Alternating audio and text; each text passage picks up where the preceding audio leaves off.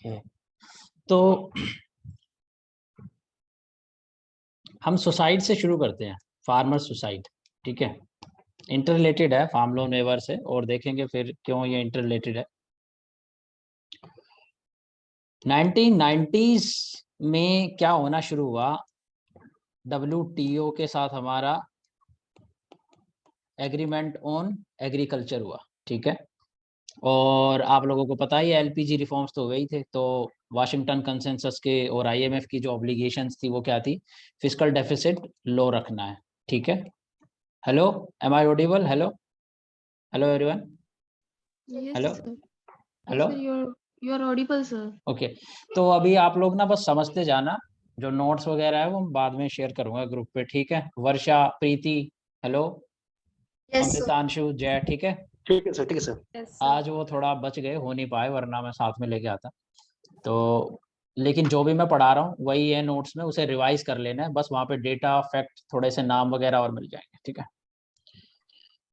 तो देखो कंटेक्स्ट क्या है, 1980s को कंपेयर करते हैं 1990s से। SMR, suicide mortality rate, Y axis पे लेते हैं अगर SMR, और ईयर अगर लेते हैं हम लोग 90s से और 2000 के डिकेड तक, तो नॉन फार्म सुसाइड भी हो रहे थे, उसकी रेशो कुछ आपकी ऐसी चलेगी, और फार्मर्स के सुसाइड हायर इंटेंसिटी से ग्राफ बढ़ने लगेगा। ये ग्राफ मैं शेयर करूंगा SMR का, ठीक है। पर 1000 बंदे, या हो सकता है 10,000 हो, मेरे को एग्जैक्ट फिगर याद नहीं है SMR में, या लाख भी हो सकती है, 1 लाख पे कितने सुसाइड हो रहे हैं, आई थिंक 1 लाख होगी, ठीक है। मेजर करने की जो बेसिक यूनिट होती है, पर लाख कितने फार्मर्स ने सुसाइड किया। तो ये जो डाइवर्जन है ना, ये दोनों सेम रेट से ग्रो हो रहे थे 1990s तक, और उसके बाद ये डाइवर्जन है, यानी फार्मर्स का सुसाइड ज्यादा हुआ।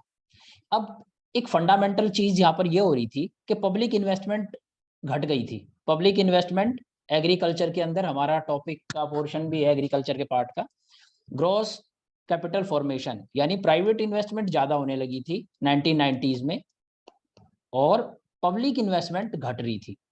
अब प्राइवेट इन्वेस्टमेंट तो कौन लोग करेंगे, लार्ज फार्मर्स, जिन लोगों के 4 हेक्टेयर से ज्यादा बड़ा लैंड है, ठीक है, ये लोग करेंगे, ठीक है। उसी के साथ GM टेक्नोलॉजी की क्रॉप्स भी आ रही थी, वो भी कौन ज्यादा यूज करेंगे, बड़े फार्मर्स, और जिनकी डीप पॉकेट्स हैं, रिच फार्मर्स।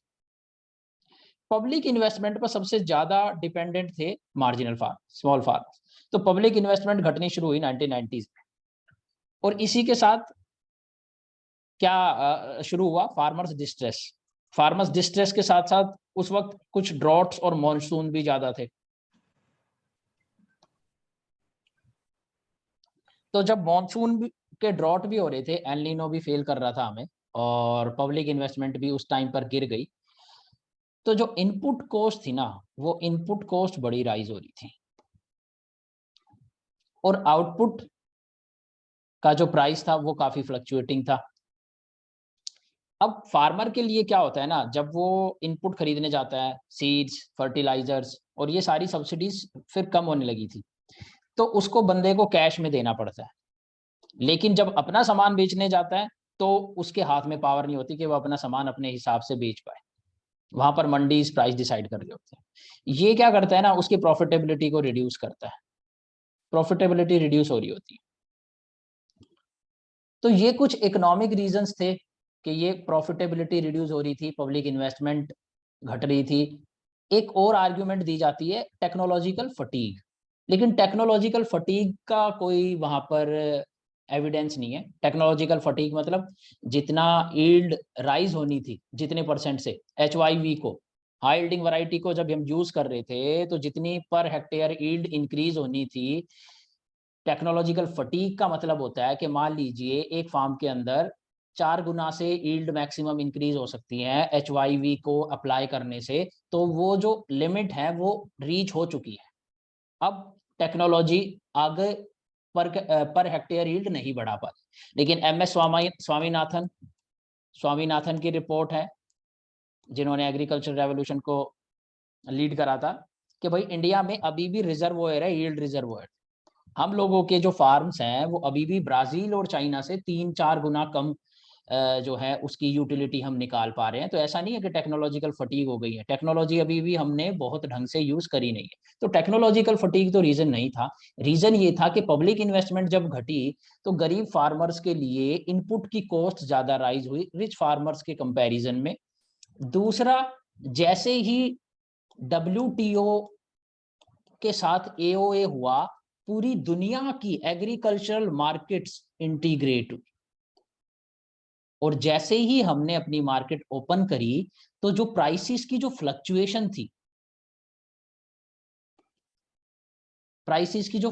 थी, वीट की और अदर क्रॉप्स की जो भी फार्मर ग्रो कर रहे थे, पर्टिकुलरली महाराष्ट्र में अगर देखा जाए तो वहां पर शुगर केन की, इन सब चीजों की, कैश क्रॉप्स के प्राइसेस भी बहुत फ्लक्चुएट हुए। तो ये प्राइसेस यानी आउटपुट के प्राइसेस में फ्लक्चुएशन, गिरावट, और इनपुट के प्राइसेस में इंक्रीज, तो ये प्रॉफिटेबिलिटी को रिड्यूस कर रहा था। ठीक है, और इसका एविडेंस है सेन और भाटिया की स्टडी है। उन्होंने CPI-AL पहले यूज हो जाता था, consumer price index based on agriculture labour के लिए, और इन्होंने ये फाइंड करा, इसको इस CPI-AL से डिफ्लेट कर जो एग्रीकल्चर में ग्रोथ हो रही थी, इन्होंने पाया कि 1980s के अंदर एग्रीकल्चर ग्रोथ थी 3%, 1990s के अंदर एग्रीकल्चर ग्रोथ थी 1%। ठीक है, तो ये कुछ इकोनॉमिक एविडेंस है, तो इससे ये पता चल रहा है कि हमारा फार्मर परेशान है। ठीक है, वो डिस्ट्रेस में तो है। ठीक है, इससे ये बात पता चल गई। पर क्या ये सुसाइड करने के रीजन हो सकते हैं? तो देखो, एक बुक है 1897 की, बुक का नाम ही सुसाइड है। सोशोलॉजिस्ट है डर्कहेम।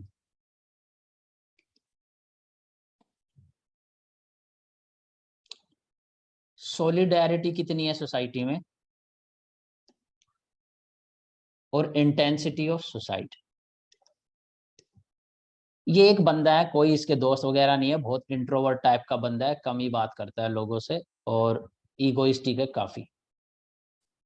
ईगोइस्टिक लोगों में बहुत ज्यादा इंटेंसिटी होती है सुसाइड करने की। उसके बाद एक एल्ट्रुइस्टिक बंदा है, बहुत सारे दोस्त हैं, बहुत ज्यादा सॉलिडेरिटी है, बहुत ज्यादा ऑप्टिमिस्टिक है, बहुत ज्यादा एक्सपेक्टेशन है खुद से, इसकी भी इंटेंसिटी सुसाइड की बहुत हाई है। ठीक है, महाराष्ट्र के अंदर सेमी फ्यूडल स्ट्रक्चर है,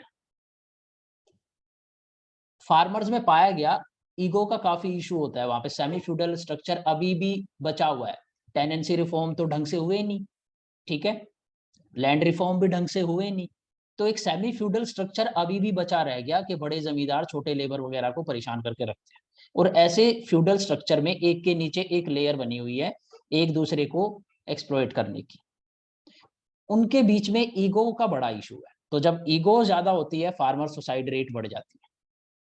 एक एल्ट्रुइस्टिक, जिन लोगों ने कमर्शियल एग्रीकल्चर को स्टार्ट करा, जो बहुत ज्यादा ऑप्टिमिस्टिक थे, जिनकी एक्सपेक्टेशन बहुत ज्यादा थी अपने आप से कि हम कमर्शियलाइजेशन करने जा रहे हैं, हम GM क्रॉप यूज जो है उगाने जा रहे हैं खेतों में, हम कॉटन की कल्टीवेशन करने जा रहे हैं, GM क्रॉप की जो नई नई टेक्नोलॉजी उस वक्त इंडिया में शुरू हुई थी, और 2000 के डिकेड में बेसिकली। तो हमें लग रहा है कि भाई जो है हमारा प्रॉफिटेबिलिटी और हम एकदम से सुपर रिच हो जाएंगे, लेकिन वो एक्सपेक्टेशन में और कैपेबिलिटी में जब डिफरेंस मिला तो यहाँ पर भी सुसाइड की रेट काफी बढ़ गई।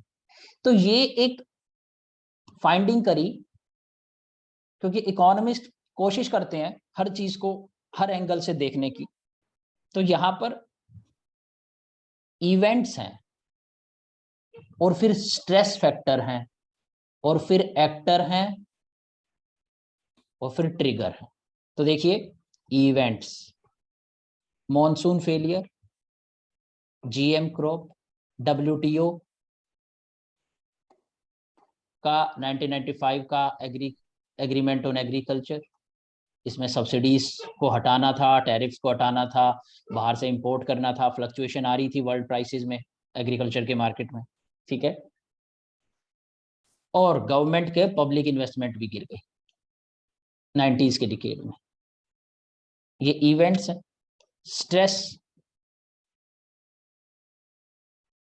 ऐसे में अगर फैमिली पर, क्योंकि एक पुअर फार्मर है और इसने ऑलरेडी कुछ लोन लेकर अपने इनपुट्स को खरीद रखा है, मनी लेंडर से या फॉर्मल बैंकिंग सिस्टम से लोन लेकर, और ऐसी सिचुएशन के अंदर, क्योंकि इंडिया में फ्री हेल्थ सर्विस अच्छे से नहीं काम कर रही है, अभी पीएमजे योजना जो चलाई है सरकार ने, अभी भी उसमें ही बहुत कमियां हैं, तब तो कोई ऐसी योजना थी भी नहीं। एक राष्ट्रीय स्वास्थ्य बीमा योजना थी RSBY, वो भी इतना अच्छे से काम नहीं कर रही थी, उसमें भी बड़े घपलेबाजी थी RSBY में। तो अगर ऐसे में कोई अनवांटेड सर्कमस्टांसिस हो गए, मैरी करना पड़ा डॉटर की मैरिज है, और क्या हो सकता है, डॉटर की मैरिज के अलावा किसी की हॉस्पिटलाइजेशन हो गई, तो उस बंदे का ना बेचारे का एकदम से बजट बिगड़ गया, ऐसे में आ गया स्ट्रेस। तो इवेंट हुआ, स्ट्रेस हुआ, ऐसे में एक्टर आता है। एक्टर इस टेनेंट के ऊपर जो लैंडलॉर्ड होगा या जिससे इसने लोन लिया होगा, वो इसको जलील करना शुरू करता है, नीचा दिखाता है, और फिर किसी दिन इसको घर वाले भी कुछ ट्रिगर करते हैं। जैसे कि ज्यादातर केस स्टडीज में पाया गया, जब अपोजिट सेक्स का मेंबर ट्रिगर करता है ना, अगर किसी लेडीज को कोई आदमी ट्रिगर करे तो चांसेस ज्यादा है वो सुसाइड करेगा, और आदमी को कोई लेडी ट्रिगर करे तो चांसेस ज्यादा वो सुसाइड करेगा। तो बेसिकली ये सारा इशू है हमारे फार्मर्स के सुसाइड का। इकोनॉमिक इश्यूज तो ये है, इवेंट्स, ठीक है, लेकिन उसके बाद स्ट्रेसर्स, अगर हम इकोनॉमिक प्रॉब्लम को सॉल्व करें तो हम इवेंट्स को रोक सकते हैं। हम बेटर इरिगेशन फैसिलिटी दें, मॉनसून पे डिपेंडेंट कम कर दें एग्रीकल्चर को। प्रेजेंटली कितना डिपेंडेंट है एग्रीकल्चर मॉनसून पे? हेलो, ये सब 40%, ये सब डेटा तो भाई देखो याद होना चाहिए तुम्हें, नोट्स में तो मिलेगा, लेकिन ऐसे भी रटा होना चाहिए ना। 44% है वैसे एग्जैक्टली, लेकिन 40 अप्रोक्स लिखोगे चलेगा, ठीक है। Hello, yes sir, yes sir. तो हम क्या कर सकते हैं, इनका इवेंट को रोकने की कोशिश कर सकते हैं, इरिगेशन डिपेंडेंट बनाया जाए, ठीक है। WTO में हमने पीस क्लॉज की बार्गेनिंग करी, बाली समिट में फाइट करा कि हम अपने फार्मर्स को सब्सिडी देंगे, और उस सब्सिडी को हम चेंज कर सकते हैं किसमें, PM किसान की एक अच्छी योजना है। PM किसान योजना से क्या फायदा हुआ, डायरेक्ट सब्सिडी जा रही है अकाउंट में, तो एक तो उस बीच में करप्शन कम हो रहा है, और ऊपर से एनवायरनमेंट की प्रॉब्लम भी रिजॉल्व हो रही है, क्योंकि वो सब्सिडीज ज्यादा फर्टिलाइजर्स और फर्टिलिटी को सबको खराब कर रहे होते थे, ठीक है। तो हम कुछ इकोनॉमिक इंसेंटिव्स, जो इकोनॉमिक प्रॉब्लम है उसको सॉल्व करके इवेंट को तो खत्म कर सकते हैं, लेकिन हमें स्ट्रेसर पे भी फोकस करना होगा। अब स्ट्रेस फैक्टर पर फोकस करने के लिए गवर्नमेंट ने PMJ, प्रधानमंत्री जन आवास योजना, ठीक है, और PM किसान योजना, ठीक है। और अगर सस्ते दामों में अच्छे फॉर्मल क्रेडिट को हम दे पाए, क्योंकि मनी लेंडर का जो क्रेडिट रेट है 25% है, 25% नोट्स में मिलेगा तुम्हें, 25% है, 11% है फॉर्मल क्रेडिट का लोन।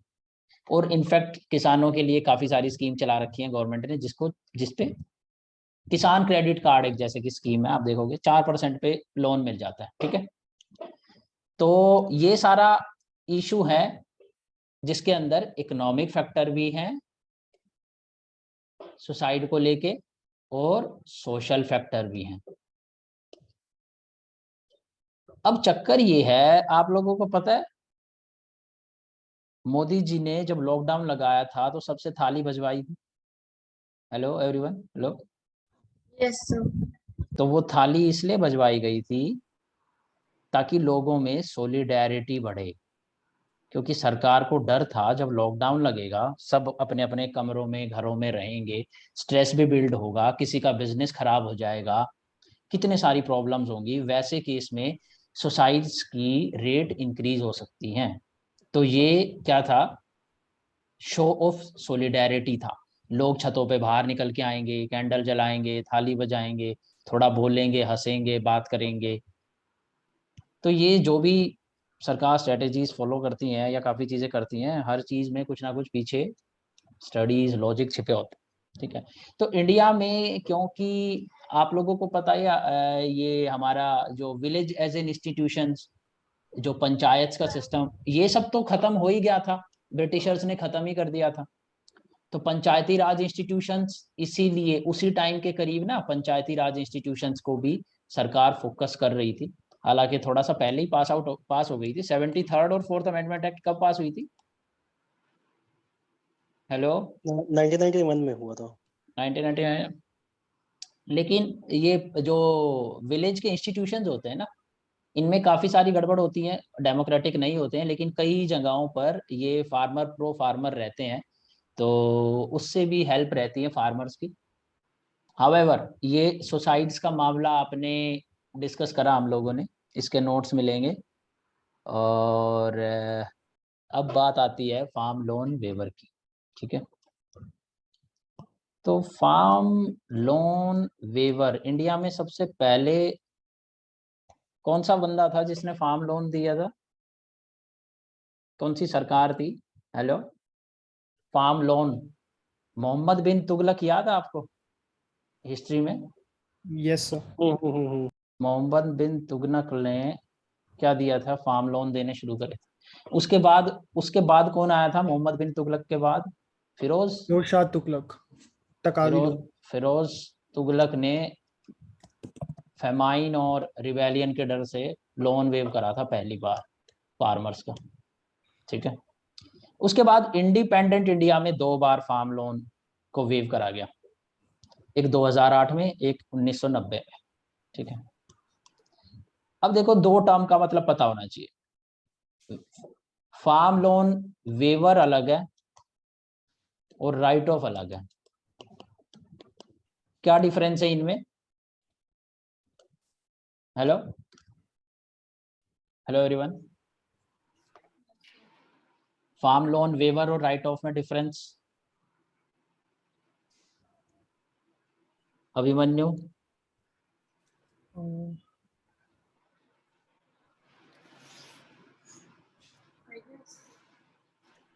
जय? Hello everyone, Aakarshi?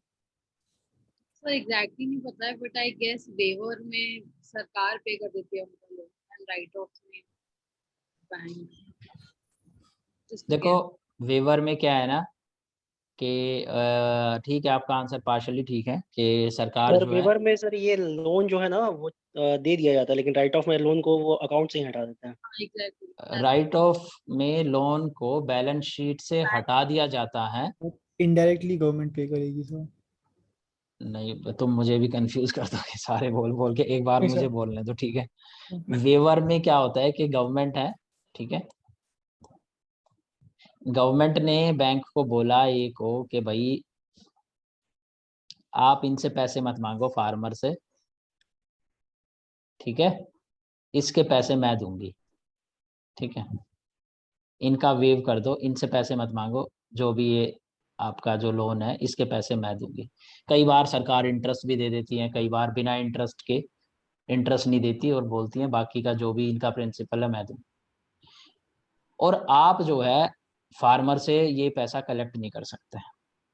Right off में क्या होता है, कंपनी है एक्स, इसके एनपीए इकट्ठे हो रखे हैं, पैसे दिए ही नहीं। ठीक है, हेलो, यस तो एनपीए इकट्ठे होने से क्या होता है?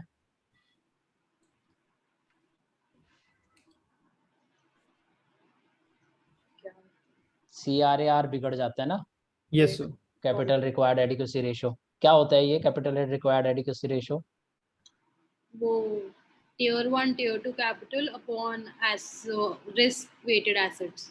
हाँ, मतलब क्या होता है इसका?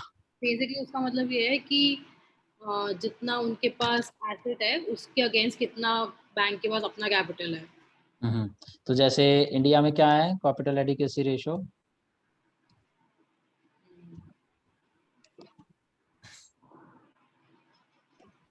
सर 10 या 12% है। 9 8 से ज्यादा है। पीएसयू के लिए मेरे ख्याल से 12% है, चेक करना आप लोग। 8 तो बेसल बोलती है, बेसल 3। यस ठीक है, सर, बेसिल 3। लेकिन हमारे देश में उससे ज्यादा है। यस सर, या तो हो सकता है आपका सही हो, 9 होगा, या मेरे ख्याल से 11-12 है। ठीक तो है, बेसिल 3 9 है, बोलते 9 हैं, है but हाँ ठीक है, कुछ 9 है। पब्लिक हाँ, 9 सेक्टर है के सर। थोड़ा शायद ज्यादा कर रखा है। अच्छा, सर लास्ट टाइम जो पढ़े थे 9 था, पता नहीं अभी हो सकता है बढ़ गया घट गया। ओके। और कमर्शियल बैंक्स का, शेड्यूल्ड कमर्शियल बैंक का और पीएसयूज का और फॉरेन बैंक्स का, तीनों का अलग अलग है, देख लेना। ठीक है, हेलो, ठीक है। ठीक है। तो कैपिटल रिस्क वेटेड का मतलब ये रहता है कि भैया आपके पास जो आपने लोन दिए हैं, मान लीजिए 100 रुपए के लोन दे रखे हैं, तो उसमें से 8 रुपए ना सिर्फ आपके होने चाहिए। 100 का जो लोन दिया है ना, क्योंकि लोन कैसे देता है बैंक, जो उसके पास डिपॉजिट्स आते हैं। तो ये जो आप लोन दोगे ना, अगर आपने 100 रुपए के लोन दिए हैं, तो केवल 92 रुपए के लोन आप दूसरे लोगों के पैसे को उठा के लोन दे सकते हो, जिन्होंने आपके पास पैसा जमा करवाया है। उसमें से 8 रुपए आपके होने चाहिए। और ऐसी रिक्वायरमेंट आरबीआई और बेसिल इसलिए लगाते हैं ताकि बैंक जो है ओवर लेवरेजिंग में ज्यादा से ज्यादा लोन ना दें, क्योंकि बैंक को ये इंसेंटिव होगा ना ज्यादा लोन देने का, क्योंकि अपने पैसे तो डूब नहीं रहे, कस्टमर के डूब रहे हैं। ठीक है, रिस्क तो है नहीं। तो सरकार ये चाह रही होती है कि भैया तुम कम से कम अपने 100 रुपए के अगर लोन दे रहे हो तो 8 रुपए के लोन अपने दो। और ये जो 100 रुपए होते हैं, ये भी कैलकुलेट करा जाता है किसके बेसिस पे, रिस्क कितना है। ये मतलब कोई बहुत अच्छे जो लोन दे रखे हैं एकदम इंडस्ट्रियलिस्ट को, जिसकी के क्रेडिट रेटिंग बहुत बढ़िया है, उसने पहले के सारे लोन अच्छे से दिए हैं, मान लीजिए 100 में से 20 रुपए उसे दिए है, तो उसके 20 का जो वेट होगा मान लीजिए 1 होगा, मतलब वो रिस्क फ्री है। ठीक है, ठीक है, रिस्क फ्री है। दूसरा मान लीजिए किसी स्मॉल मार्जिनल फार्मर को दे रखे हैं, रिस्क है देगा कि नहीं देगा वापस, तो उसको 20 दिए हैं तो उसको 40 गिना जाएगा, 2 गुना, क्योंकि ये जो 2 फैक्टर होगा ये रिस्क होगा। ठीक है, समझ रहे हैं आप लोगों को? किसी को डाउट है इसमें? क्योंकि बहुत सारे बच्चे ऐसे होंगे जिन्होंने इकोनॉमिक बैकग्राउंड के नहीं है। अगर प्रतीक, जानवी, वैसे तो ये हम लोग जब करते जब मनी फाइनेंस आता, बट अभी इसका यूज है फार्म लोन में वेवर में, तो मैं ये डिस्कस कर रहा हूँ। हेलो, समझ में आ रहा है आप लोगों को? Yes sir, Prateek, yes sir, yes sir. Shadab, hello Shadab, sir hello ये एवरीवन। एक बार फिर से बता देना, 20% जो बता रहे थे। देखो मैं ये क्लियर करता हूँ पहले तो। देखो CAR capital required adequacy ratio, bank ये एक इंडिकेटर आरबीआई लगा के रखता है कि कमर्शियल बैंक जो लोनिंग कर रहे हैं, लैंडिंग कर रहे हैं, वो इररिस्पॉन्सिबल तो नहीं है, मतलब इरेशनल लैंडिंग तो नहीं है, और उसकी वजह से बैंकिंग सेक्टर में गड़बड़ तो नहीं आ सकती। तो वो कहते हैं अगर आप 100 रुपए का लोन पे कर रहे हो, 100 रुपए की लैंडिंग कर रहे हो, तो उसमें से कम 8 रुपए आपके होने चाहिए। अब ये जो 100 का फैक्टर है, इसको भी डिटरमिन करने के अलग अलग तरीके हैं। ठीक है, अगर आपने सारे के सारे 100 रुपए, hello hello everyone, hello, am I audible, hello, अगर आपने सारे के सारे लोन, अगर सदब आपने सारे के सारे 100 रुपए ऐसे बंदे को दिए हैं जिसकी पक्का गारंटी है वो पैसा वापस रिटर्न करेगा, तो उसको आप ना फैक्ट जो रिस्क होगा वो कम रखोगे, 1 रखोगे। आप बोलोगे 100 रुपए दिए हैं तो 100 रुपए के हिसाब से 1 ही वेट है, उसमें डर कम है, वो बंदा मुझे पैसे वापस करेगा। ठीक है, लेकिन अगर कोई रिस्की बंदा है ना, तो अगर आप उसको 20 रुपए भी दे रहे हो ना, तो आप ये बोलोगे लगभग 40 रुपए गए हुए हैं, इस रिस्क के अंदर वेट डालोगे। इसको आपने 2 वेट डाला, 2 वेट, इसको 1 वेट डाला, कोई और बंदा होगा। ठीक है, hello hello, yes sir. Yes sir. 20 into 1 20 रुपए, 20 इंटू 2 40। अब बच गए आपके पास,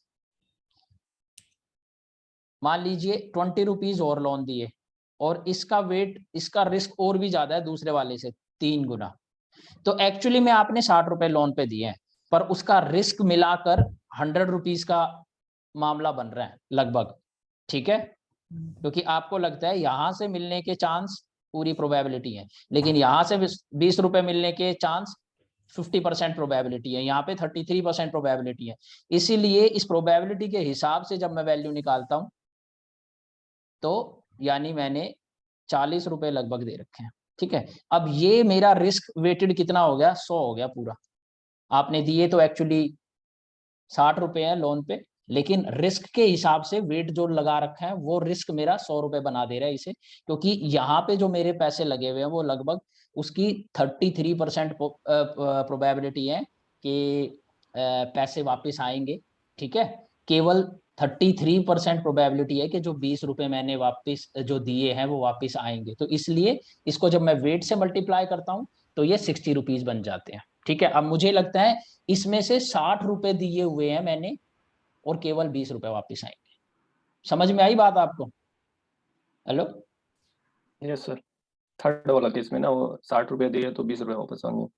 मतलब दिए तो एक्चुअली में 20 ही है, ठीक है, लेकिन उसकी प्रोबेबिलिटी 30% है, इसीलिए ये अपीयर हो रहा है कि 60 रुपए दिए हैं और 20 ही वापस आएंगे, ठीक है। हेलो? Yes sir.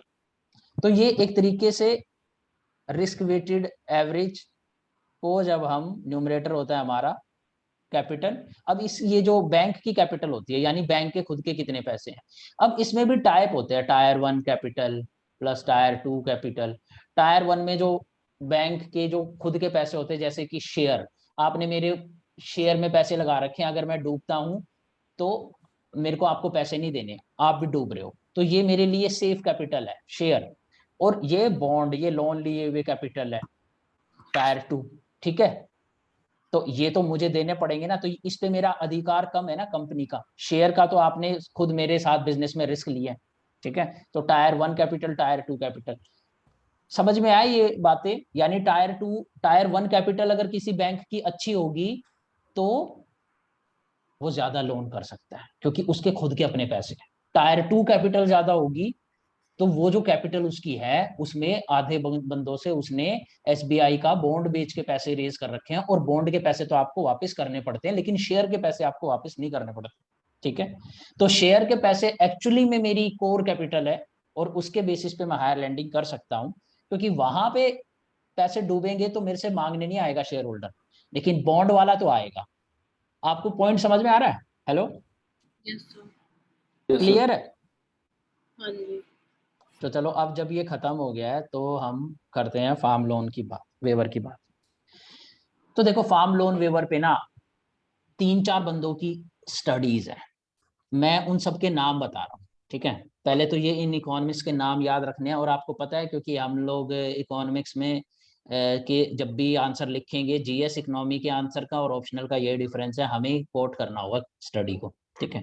तो 3 स्टडीज हैं, एक तो कैग की 2008 में कैग की एक रिपोर्ट थी, दूसरी चक्रवर्ती, ये जो लेडी हैं ये आईआईटी कानपुर में प्रोफेसर हैं और इनकी एक स्टूडेंट है गुप्ता, और इन्होंने 2017 में स्टडी करी जब योगी आदित्यनाथ ने यूपी के अंदर फार्म लोन वेवर ऑर्गेनाइज करा, तो इन्होंने देखा कि इसके बेनिफिट्स क्या हैं, कॉस्ट क्या है, ये सारी चीजें इन्होंने डिस्कस अपनी स्टडी में डिस्कस करी। तीसरा बंदा है कांज, ठीक है। तो जो मैं नोट शेयर करूंगा उनमें कई जगह चक्रवर्ती एंड गुप्ता कोट होगी, कई जगह कैग कोट होगा, कई जगह कांज कोट होगा, ठीक है। तो ये 3 ही चीजें याद होंगी, यानी चक्रवर्ती और गुप्ता को याद रखो, कांज को याद रखो। तो जो भी आपका पेपर चेक कर रहा होगा उसे पता होगा उसके हाथ में जो मॉडल आंसर होगा उस मॉडल आंसर के अंदर कांज और चक्रवर्ती का नाम होगा, क्योंकि ये 2 ही स्टडी हो रखी है, ठीक है। तो अब जब ये 2 बंदों का नाम आप आंसर में लिखोगे, ब्रैकेट में लिखोगे, किसी भी पॉइंट में डाल देना, किसी को याद नहीं रहना, लेकिन मार्क्स मिल जाएंगे। लेकिन ये याद होना चाहिए कि 2 बंदे ही हैं, 2 स्टडी हुई है, कांज की और चक्रवर्ती है गुप्ता की, ठीक है। तो देखो farm loan waiver independent India में हुए 1990 में, फिर हुए 2008 में। अब डिबेट ये है कि मॉरल हैजार्ड पता है आपको क्या होता है? यस। मॉरल हैजार्ड की प्रॉब्लम होती है कि जैसे ही मैंने आपका लोन जैसे ही आपका मैंने इंश्योरेंस किया कार का, फॉर एग्जांपल इंश्योरेंस की मार्केट में बहुत होता है, तो इंश्योरेंस जैसे ही आपकी कार का हो जाएगा उसके बाद आपको पता है कंपनी करा के देगी, तो आप उसका और कम ध्यान रखोगे कार का, और वो चोरी हो जाएगी या टूटेगी फूटेगी। तो यानी इससे क्या होता है कि एथिकली आप सही बंदे नहीं हो। आपको अगर आपने थोड़ा प्रीमियम दे दिया है और उसके बाद आपने जो है इंश्योरेंस खरीद लिया है, तो इंश्योरेंस किस चीज के लिए था कि आपके साथ कोई दुर्घटना ना घट जाए। आपकी दुर्घटना घटेगी तो उसके लिए इंश्योरेंस है, लेकिन ऐसे बिहेवियर के लिए इंश्योरेंस नहीं है जो आप जानबूझ के कर रहे हो कि मुझे इंश्योरेंस मिल जाएगा इसीलिए मैं अपनी गाड़ी उठवा देता हूँ। ठीक है, तो ये मॉरल हैजार्ड होता है। तो बैंकिंग के सेक्टर में ये कैसे हो सकता है कि अगर मान लीजिए गवर्नमेंट बोल दे कि मैं फार्म लोन वेव कर रही हूँ, फार्म लोन वेव कर रही हूँ, किनका? फार्मर्स का। तो होगा क्या कि अगली बार जब, इस बार तो वेव कर दिया, अगली बार जब दोबारा फार्मर्स अपना लोन लेने जाएंगे नेक्स्ट सीजन में, तो उनको पहले से ही पता होगा अरे डिफॉल्ट कर देना, देना ही मत, सरकार खुद कर देगी, और प्रेशर करना, प्रोटेस्ट करने लग जाना, पॉलिटिकल लॉबिंग करना, सरकार अपने आप फार्म का जो है लोन वेव करेगी। और वो एकदम इररिस्पॉन्सिबल हो जाएगा और क्या करेगा, वो लोन जो बैंक से वो कुछ अपने फार्म की प्रोडक्टिविटी को इम्प्रूव करने के लिए, उसके अंदर कुछ इन्वेस्टमेंट करने के लिए, कोई मशीन लाने के लिए या मोटर लगाने के लिए, वाटर पंप लगाने के लिए या ट्रैक्टर यूज करने के लिए जो वो लोन लेने वाला था और इन्वेस्टमेंट करने वाला था, और इन्वेस्टमेंट से क्या राइज होता, प्रोडक्टिविटी, ज्यादा यील्ड आती, वो सब नहीं होएगा, वो इस लोन को कंजम्पशन में लगा देगा। तो ये किसने पाया कि जैसे ही आप लोन वेव करते हो और उसके बाद जो फार्मर्स लोन रेज कर रहे हैं तो वो प्रोडक्टिविटी के लिए नहीं, कंजम्पशन के लिए वेस्ट यूज हो रहा है। ये चक्रवर्ती और गुप्ता की स्टडी ने फाइंड करा। ठीक है, तो इससे क्या हुआ, ये तो एक तरीके का मोरल हैजार्ड हो गया। ठीक है, और ऊपर से डिफॉल्ट भी करेंगे क्योंकि वो पता है उन्हें सरकार पे कर देगी। तो एक तो investment, gross capital formation agriculture के अंदर गिरा रहे हैं, उसकी प्रोडक्टिविटी गिरा रहे हैं, और दूसरा डिफॉल्ट भी कर रहे हैं, तो मोरल हैजार्ड भी इशू हो रहा है यहाँ पे। ठीक है, तो ये जो फार्म लोन वेव करने का जो कंसेप्ट है, इसको इसलिए कुछ इकोनॉमिस्ट क्या क्या इसकी कमियां बताते हैं, वो ये बताते हैं, एक तो इसके ना इसको करने के लिए और इसके नेगेटिव्स जो है, एक तो ये कि कंजम्पशन पर यूज होएगा, ये प्रोडक्टिविटी गिरेगी क्योंकि इन्वेस्टमेंट गिरेगी, फर्स्ट रीजन। सेकंड, एक और स्टडी निकाली इन्होंने, और इन्होंने स्टडी में बताया कि इंडिया में 85% मार्जिनल फार्मर है, हमें पता ही है, 2 हेक्टेयर से कम वाले लोग। ठीक है, तो ज्यादातर लोन इसका डेटा ग्राफ होगा आपका, 80% के लगभग जो लोन फॉर्मल सेक्टर से आया हुआ है वो बाकी के 15% ने ले रखा है, यानी मीडियम और लार्ज फार्मर।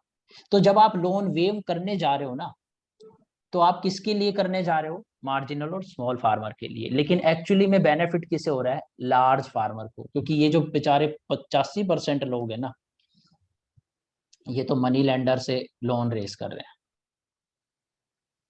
ठीक है, और एक्चुअली में सुसाइड भी इन्हीं के हो रहे हैं, क्योंकि एक तो ये टेनेंट्स हैं, लैंड ओनर तो खुद मिलेंगे ही नहीं, और आपको मैंने क्या बताया था, लैंड टाइटलिंग की इशू में इंडिया में प्रेजम्पटिव है, कंक्लूसिव है नहीं, तो वैसे भी इन्हें कम लोन मिलता है। चाहते तो हैं ये जो किसान क्रेडिट कार्ड चालू करा गए हैं और ये जो पीएम किसान योजना चालू करी गई है, ये एक्चुअली में टेनेंट फार्मर्स के लिए है, जो बेचारे मेहनत करते हैं, किराए पे जमीन लेते हैं और उसके किराया भी देते हैं और उगाई करते हैं, लेकिन ये जाता किनके पास है, जिनके पास कागज वागज है। और ये टेनेंट को क्यों नहीं मिल रहा है, क्योंकि ये रजिस्टर्ड नहीं है, ओरल टेनेंसी है हमारे देश के अंदर, क्योंकि लैंड टाइटलिंग, एक तो प्रेजम्पटिव कंक्लूसिव ये प्रॉब्लम है, दूसरा ढंग से लैंड टाइटलिंग के, लैंड लीजिंग के मॉडल एक्ट नहीं है, कॉन्ट्रैक्ट ढंग से नहीं है, जिसके लिए हमने नीति आयोग की रिपोर्ट पढ़ाया था मैंने आपको, नीति आयोग का मॉडल लीजिंग एक्ट। तो जो है रजिस्टर्ड और फॉर्मल लीजिंग नहीं है, तो भी इन्हें लोन नहीं मिलता है। तो ये बेचारे मनी लेंडर पे डिपेंडेंट हैं, और मनी लेंडर लगाता है 25% का ब्याज फॉर्मल से ही नहीं मिलना था सस्ते में, 4% पे किसान क्रेडिट कार्ड से लोन मिल रहा था, वो भी नहीं मिल रहा। ठीक है, तो ये इतने सारे, ये जो दो इश्यूज अराइज हो रहे हैं कि एक तो भैया कंजम्पशन बढ़ जा रही है, वेस्टफुल कंजम्पशन, ठीक है। दूसरा जो बेनिफिट हो रहा है वो लार्ज फार्मर को ही हो रहा है क्योंकि ज्यादातर लोन वही रेस कर रहे हैं। तीसरा मोरल हैजार्ड की प्रॉब्लम आ जाएगी, अगर इनमें से कुछ छोटे किसानों को बेनिफिट भी हुआ और बड़ों को भी हुआ तो अगले सीजन में बड़े और छोटे दोनों ही फिर से डिफॉल्ट करेंगे। डिफॉल्ट इसलिए करेंगे क्योंकि उन्हें लगेगा सरकार फिर से आ जाएगी। तो 3 मेजर प्रॉब्लम है, कंजम्पशन, प्रोडक्टिविटी, दूसरा लार्ज फार्मर की तरफ बायस्ड है, तीसरा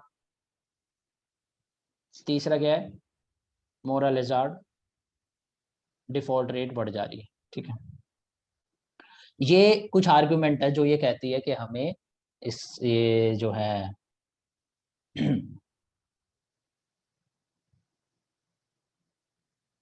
क्या करना चाहिए, फार्म लोन वेव क्यों अच्छी चीज नहीं है उस, और फिर बैंकिंग के पॉइंट ऑफ व्यू से भी देखना पड़ेगा। बैंकिंग के पॉइंट ऑफ व्यू से ये है कि सरकार एक बार फार्म लोन वेव करती है तो बोल देती है कि मैं आपका प्रिंसिपल और प्रिंसिपल दूंगी, इंटरेस्ट तो काफी केसेस में होता ही नहीं है। लेकिन ये पाया गया कि सरकार ना बोल देती है, बस बोल देती है, वो कई महीनों तक, क्योंकि पीएसयूज बैंक है, सालों तक उनका पैसा देती ही नहीं है। इसकी वजह से उनकी जो फाइनेंशियल हेल्थ है डिटीरियोरेट होती है बैंक्स की। ठीक है, CRAR में गड़बड़ होती है उनकी कैलकुलेशन में, और उसकी वजह से उन्हें ज्यादा प्रोविजनिंग करनी पड़ती है। और जब वो ज्यादा प्रोविजनिंग करते हैं, जो लोन उन्होंने दे रखे हैं कैपिटल एडुकेशन को मेंटेन करने के लिए, ज्यादा कैपिटल अपने पास रखते हैं और कम लोन आगे करते हैं। तो जब आप कम लोन आगे पे करोगे तो आपको जो डिपॉजिटर्स हैं उनको तो ब्याज देना ही है, 4% पर बेस करा था, अब आप लोनिंग कम कर पा रहे हो। ठीक है, CRAR आपका बिगड़ रहा है, ये मोरल हैजार्ड की वजह से और गवर्नमेंट की इस प्रैक्टिस की वजह से आ ही नहीं रहा है इतने दिनों तक लोन। तो प्रॉब्लम ये होती है कि वो जो कॉस्ट इनको क्योंकि अपना प्रॉफिट तो इन्हें मेंटेन करना ही है। ठीक है, तो वो प्रॉफिट मेंटेन करने के लिए ये क्या करते हैं, अब आगे लैंडिंग तो ये कम करेंगे, तो अर्निंग यहाँ से तो कम होगी, तो खर्चा कम कर देंगे। खर्चा क्या करेंगे, डिपॉजिटर का रेट ऑफ इंटरेस्ट घटा देंगे। ठीक है, तो देखो बैंकिंग में कैसे फर्क पड़ा और डिपॉजिटर पे कैसे फर्क पड़ा। तीसरी आर्ग्यूमेंट ये है कि जो पैसा आप लोन वेवर में यूज करने वाले हो आएगा कहां से, टैक्स का, लोगों का टैक्स का पैसा है, टैक्स की मनी है, तो वो भी एक वेस्टफुल रिसोर्स में जा रहा है।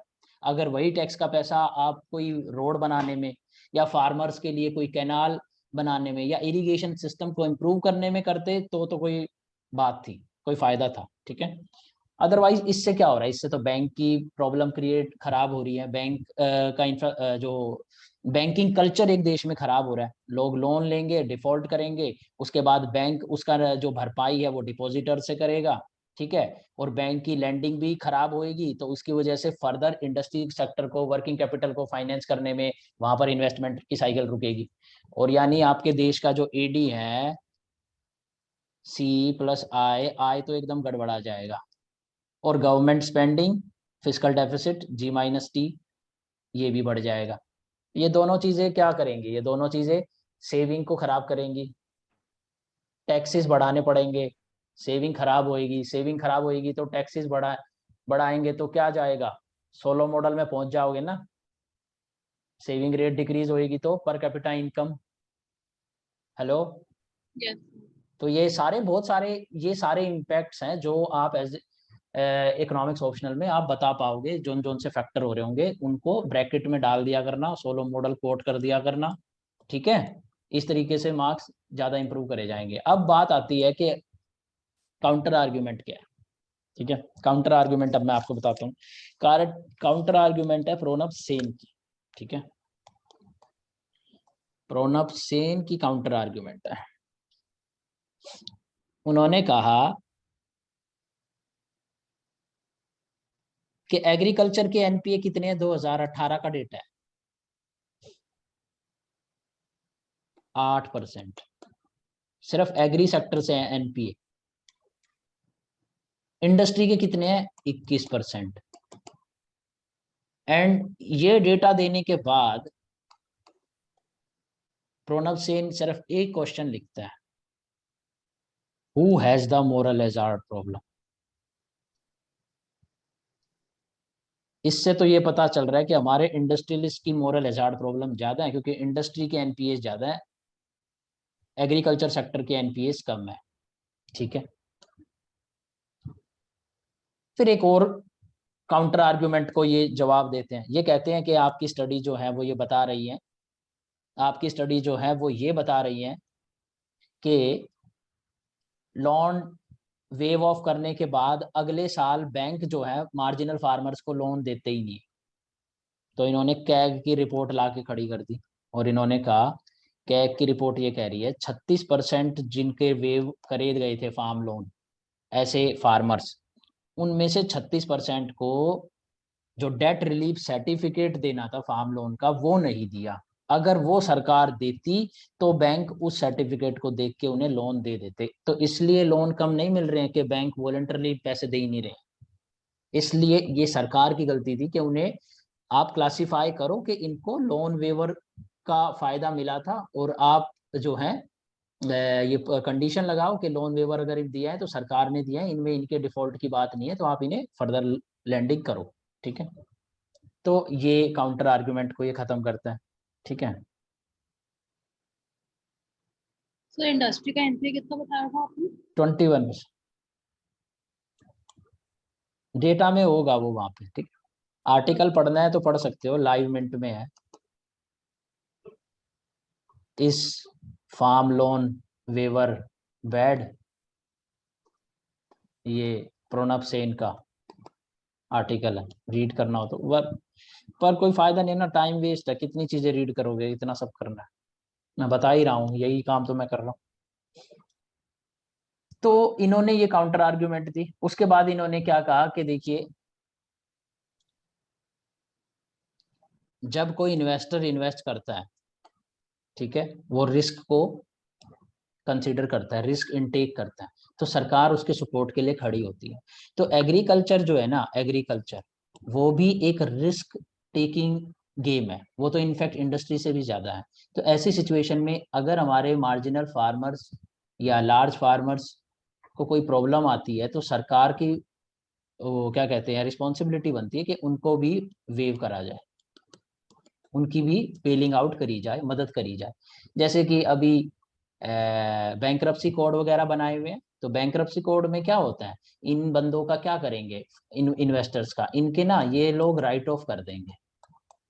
ठीक है, राइट ऑफ कर दिया तो इसका मतलब बैलेंस शीट से हटा दिया, ताकि CRAR में वो नेगेटिव एसेट्स ना दिखे, CRAR को इम्प्रूव करने के लिए, क्योंकि CRAR बिगड़ जाएगा, नीचे डिनोमिनेटर में बढ़ जाएगा, ये 8% होनी चाहिए, तो ये 100 से ऊपर चला जाएगा, और 8 अगर ये होगी, ये 100 से ऊपर अगर मान लीजिए 110 हो गया, तो ये 8% की रेशो बिगड़ जाएगी।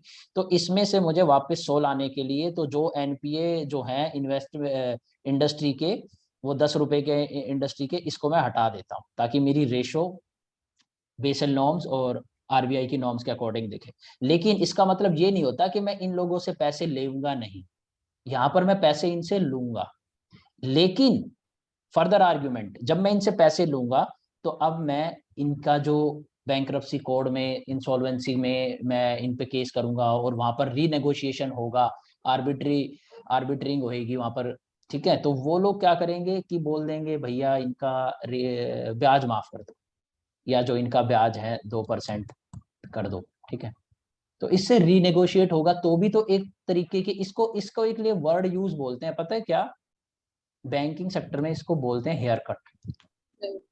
ठीक है, तो ये हेयर कटिंग यही होती है, ये हेयर कटिंग यही होती है कि जो इनके वैल्यू थी ना, इनके एसेट की, जो इन्होंने लोन दे रखा था, उसकी वैल्यू को कम कर देते हैं, वो एक तरीके से बाल कटा लिए इन्होंने अपने। ठीक है, तो ये भी तो एक तरीके की बेलिंग आउट है। तो प्रणव सेन कहते हैं कि इन लोगों को जब आप इनडायरेक्टली यहाँ पर आप बेनिफिट दे रहे हो, तो फार्मर्स को भी दो ना, एग्रीकल्चरिस्ट को भी देना।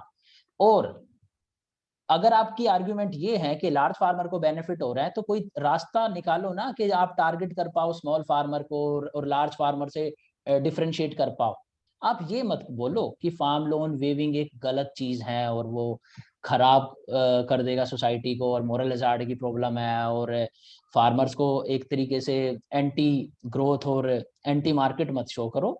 आप ये करो, आप अपना मैकेनिज्म इंप्रूव करो, आप लैंड टाइटलिंग करो, आप डिजिटाइजेशन करो, ठीक है, आप सेग्रीगेट करो कि जिन फार्मर्स को जरूरत नहीं है लार्ज फार्मर को, उन्हें एलिमिनेट करके सिर्फ स्मॉल फार्मर को कुछ कंडीशन लगाओ और उन्हें ही आप जो है फार्म लोन वेवर का बेनिफिट दो। But you cannot deny the benefit of farm loan waiver to a business which depends upon so many factors like weather, like irrigation, like fluctuation in output prices। तो वो भी एक business है, उसकी भी आपको मदद करनी पड़ेगी, ठीक है। तो ये एक काउंटर आर्गुमेंट मैंने आपको बता दी, क्योंकि जनरली आप जहां पर भी ये नोट्स पढ़ेंगे, सोर्सेज देखेंगे, कहीं पर ना इनको सपोर्ट करने वाली आर्गुमेंट नहीं थी। तो ये आर्गुमेंट मैंने आपको यहाँ पर सेन की डाली। फाइनली शॉर्ट रन का मेजर क्या हो सकता है? शॉर्ट रन का इलाज ये है कि जो प्रणब सेन ने बोला वो करो, ठीक है, Pranab Sen argument. Long run में ये करो कि किसी को भी लोन वेवर ना देना पड़े। तो इसीलिए आपको कुछ सर्टेन स्टेप्स लगाने होंगे अपने फार्मर्स की। जो हम क्या देंगे, दलवाई कमेटी की आर्ग्यूमेंट दे सकते हो, डबलिंग फार्मर्स इनकम, और उसके लिए क्या क्या बताया गया है, इंफ्रास्ट्रक्चर बिल्ड करो, ठीक है। दूसरा सबसे बड़ा पॉइंट पता है क्या इंफ्रास्ट्रक्चर में? स्टोरेज।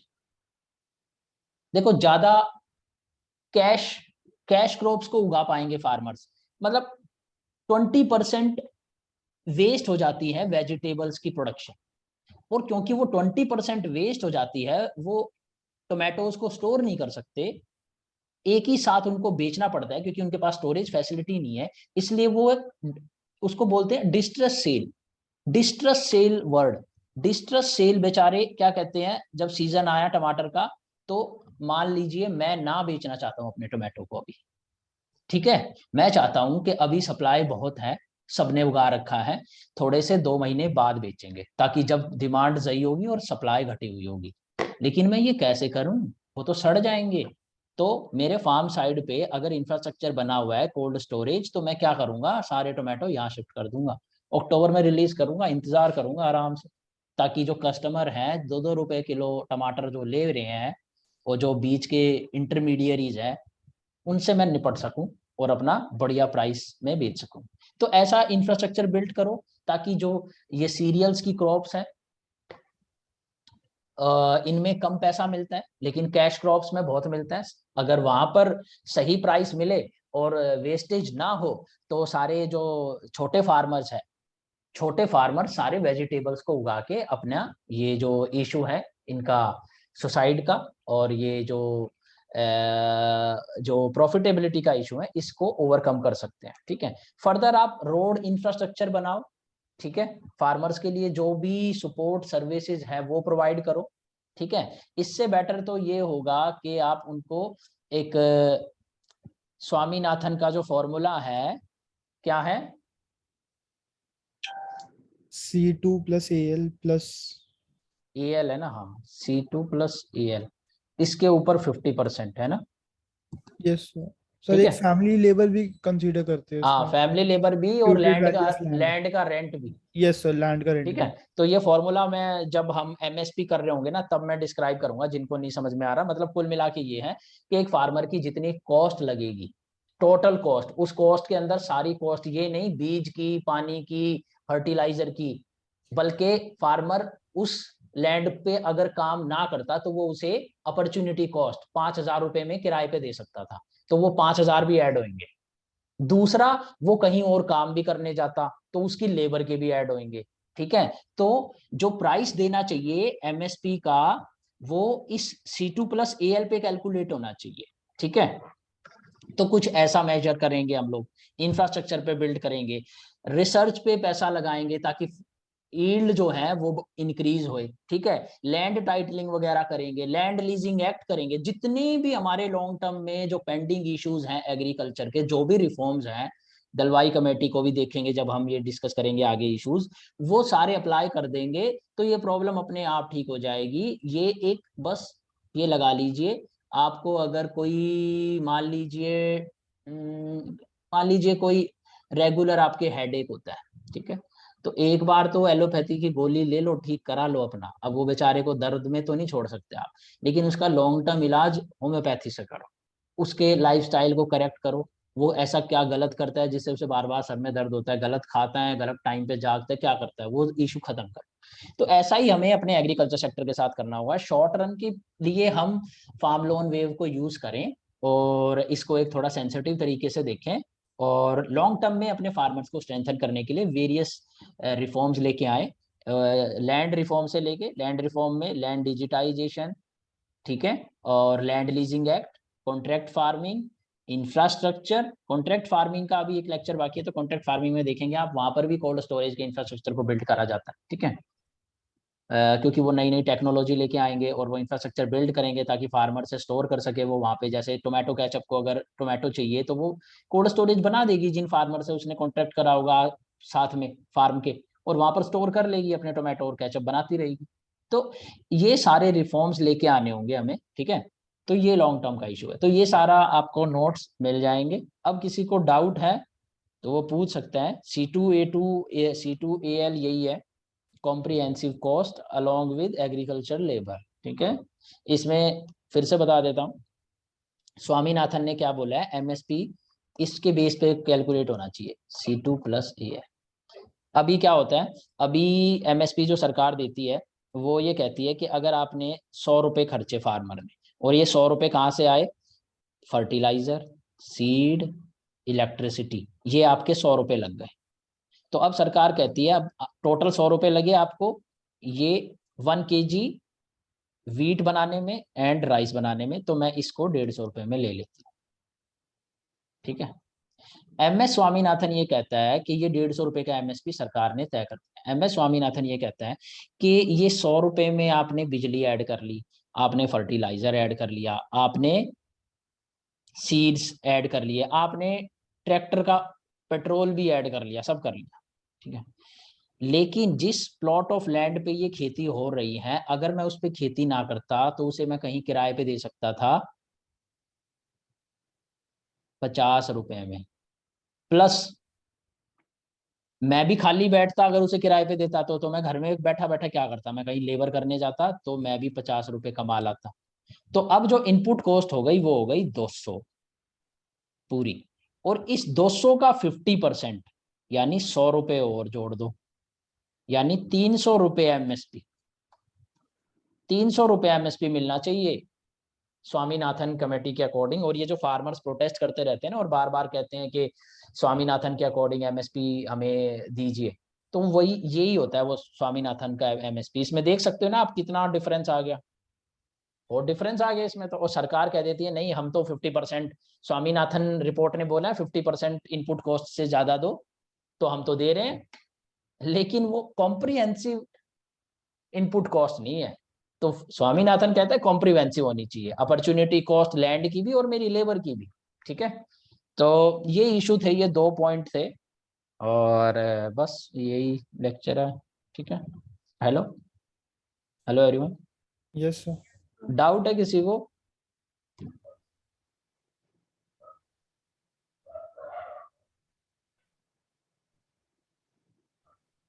हाँ ठीक है अमृतांशु, देख लेंगे। कॉम्प्रिहेंसिव कॉस्ट होगा C2 का मतलब, CC हो गया ना, 2C हो गई इसलिए C2, ठीक है। 1.5 टाइम्स C2 बोले हैं स्वामीनाथन। हाँ हाँ, वो मेरे ख्याल से वो कुछ AL ऐसा है। सर AL कुछ नहीं होता सर, वो ये होता है आपका A2+FL होता है जिसको हाँ सही है, हाँ A2+ फिक्स्ड लेबर है ना क्या कुछ, हाँ A2+FL है वो। हाँ sir imputed value of labour. हाँ हाँ। तो मतलब कुल मिला के आपका C2 जो है इसका सम है A2+FL का, ठीक है। ये सब हम डिस्कस करेंगे इसकी फुल फॉर्म वगैरह जब एमएसपी करेंगे ना, लेकिन मोटा मोटा अभी मैंने आपको समझाने के लिए बता दिया, ठीक है। Hello, yes sir. ठीक है, देख लेना आप भी एक बार। ये फुल फॉर्म वगैरह मैं ही भूल जाता हूँ, वरना इसको एमएसपी के टाइम पे करना ही था, लेकिन अभी लॉन्ग टर्म मेजर्स की हम बात कर रहे थे तो ये चलो हमने डिस्कस कर लिया, ठीक है। और कोई डाउट है? हेलो हेलो जय, हेलो जय, जय क्लास कर रहे हो आज? हेलो हेलो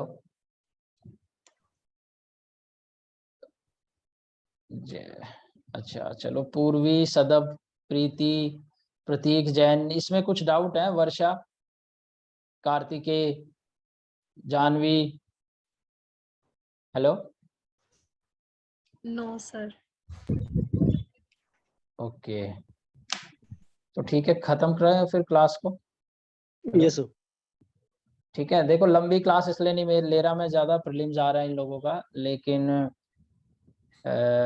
पूर्वी की क्लासेस मैं बढ़ाऊंगा, तो मैं आपको कॉल करता हूँ पूर्वी बाद में, ठीक है?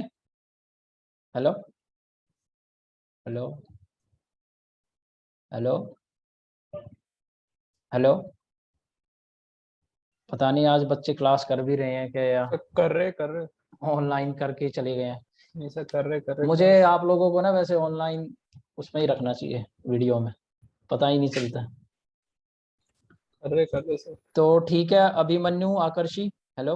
Yes, sir. तो ठीक है अभिमन्यु, रिवाइज करो, पढ़ो और बताते रहना प्रीलिम्स का, ठीक है? Yes, sir. Okay then.